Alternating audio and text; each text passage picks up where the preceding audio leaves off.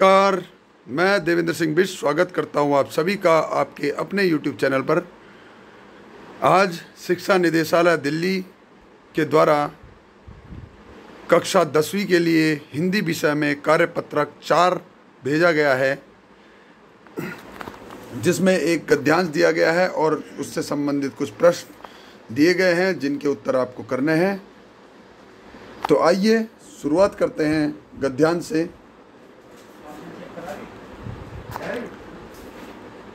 भारतीय शिक्षा के क्षेत्र में शिक्षा प्रशासन का इतिहास अधिक प्राचीन नहीं है। इस देश में शिक्षा की शुरुआत धार्मिक दृष्टिकोण से हुई। देश के प्रशासकों ने शिक्षा में रुचि कम प्रदर्शित की। सर्वप्रथम 1813 में चार्टर एक्ट के बाद तत्कालीन ईस्ट इंडिया कंपनी ने शिक्षा प्रशासन का दायित्व लिया। यह दायित्व भी बहुत सीमित था। देश की समग्र शिक्षा के लिए 1 लाख रुपए समुचित रूप से व्यय हो, यह देखना मात्र ही तत्कालीन प्रशासन का लक्ष्य था। शिक्षा प्रांतों का विषय रहा तब सरकार ने शिक्षा में रुचि लेना प्रारंभ किया। इसके बाद ही हमें शिक्षा प्रशासन के स्वरूप में परिवर्तन देखने को मिला। सन 1921 तक शिक्षा प्रशासन केंद्रीय विषय ही रहा। 1921 के बाद से अब तक यह राज्य का विषय ही बना रहा। कुछ महत्वपूर्ण अधिकार यथा राज्यों को सलाह देने का काम, समग्र देश की शिक्षा नीति आयोजन, देश के शिक्षा संबंधित आंकड़ों का प्रकाशन, विशिष्ट क्षेत्रों की शिक्षा, वित्तीय अनुदान, राष्ट्रीय स्तर की संस्थाओं का संचालन आदि केंद्र के अधीन रहे। फिर भी समग्र रूप से शिक्षा संविधान में राज्य सूची में होने के कारण प्रशासन का ही विषय बना रहा। अक्टूबर 1976 में इस विषय को समवर्ती सूची में ले लिया गया। आशा की जाती है कि केंद्रीय प्रशासन अब अधिक सक्रिय और महत्वपूर्ण भूमिका निर्वाह कर सकेगा। तो प्यारे बच्चों, ये हमारे देश की जो आधुनिक शिक्षा है उससे संबंधित एक गद्यांश दिया गया है, जिसमें 1813 में चार्टर एक्ट के बाद भारत में शिक्षा व्यवस्था आई, जो कि एक धार्मिक रूप से थी। मिशनरी स्कूलों में पढ़ाई होती थी, लेकिन हमारे देश की जो शिक्षा व्यवस्था है वो एकदम नई नहीं है।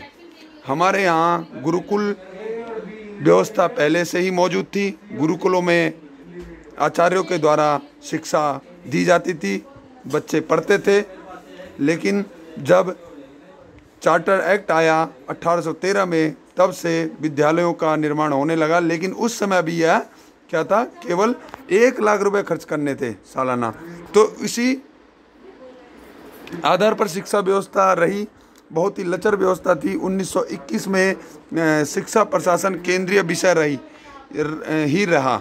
1921 तक यह केंद्र सरकार के अधीन ही रहा और 1921 के बाद यह राज्यों का विषय बना। उसके बाद यह विषय समवर्ती सूची में कब लाया गया? 1976 ईस्वी में। तो ऐसे हमारे देश में ये जो आधुनिक शिक्षा है उसका विकास हुआ। तो इससे संबंधित कुछ प्रश्न दिए गए हैं। पहला प्रश्न हमारा है, धार्मिक शब्द में प्रत्यय अलग कीजिए। प्यारे बच्चों, प्रत्यय हमेशा किसी भी शब्द के अंत में जुड़ता है। तो धर्म में हमने इक प्रत्यय जोड़ दिया तो धार्मिक हो गया। धर्म के पीछे लगता है प्रत्यय और जो उपसर्ग होता है वो आगे लगता है। तो इक प्रत्यय इसमें है। विशिष्ट एवं सीमित शब्दों का विलोम क्या है? विशिष्ट का विलोम शब्द हो गया साधारण, और सीमित का असीमित, जिसकी कोई सीमा ना हो। इसमें लिखा गया है कि अगला प्रश्न हमारा, शिक्षा को समवर्ती सूची में किस वर्ष शामिल किया गया? तो ये शिक्षा को समवर्ती सूची में 1976 में 1976 में समवर्ती सूची में शामिल किया गया। शिक्षा से संबंधित 1813 में चार्टर एक्ट का मुख्य उद्देश्य क्या था? तो ये 1813 सर्वप्रथम के बाद तत्कालीन ईस्ट इंडिया कंपनी ने शिक्षा प्रशासन का दायित्व लिया और इसमें देश की समग्र शिक्षा के लिए 1 लाख रुपए समुचित रूप से व्यय करने का प्रावधान था। वर्तमान आज आप वर्तमान विद्यालय शिक्षा व्यवस्था में कौन से 2 परिवर्तन करना चाहेंगे, ये आपको बताने हैं।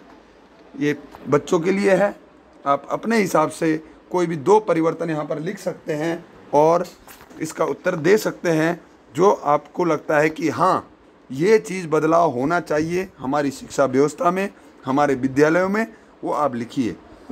आगे एक महत्वपूर्ण जानकारी कोविड के संदर्भ में जो उचित व्यवहार संबंधित संदेश आपके लिए है वो है कि कोविड-19 के विरुद्ध लड़ाई में सुरक्षित रहने के लिए मास्क जरूर पहनें और कहीं भी भीड़ भाड़ वाले क्षेत्रों में, इलाकों में कहीं ना जाएं। सामाजिक दूरी बना के रखें और स्वस्थ रहें।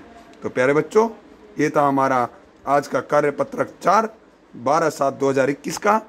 इसे अपने कॉपी में कीजिएगा और ये वीडियो आपको अच्छी लगी हो तो इसे लाइक कीजिए, अपने मित्रों के साथ शेयर करें और इस YouTube चैनल को सब्सक्राइब जरूर करें। आपके पिछले सारे कार्यपत्रक इसी चैनल पर आपको मिल जाएंगे। तो मिलते हैं अगली वीडियो में, तब तक के लिए नमस्कार। जय हिंद, जय भारत।